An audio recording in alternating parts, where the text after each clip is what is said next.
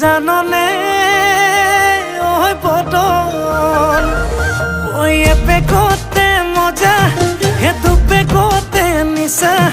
হে 3 নম্বৰ পেকটো পালে হৈ যাওঁ মই ৰজা মোৰ শীতানৰে গাৰু হবিনে ঐ ৰুণু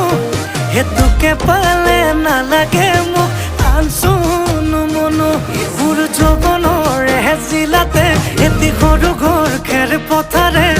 সাজিমে মই তোৰে লগতে ঐ দেহি পাহাৰ বগাই বগাই চেনি মাই কপৌ ফুল নানোগৈ চেনি মাই খোপাতে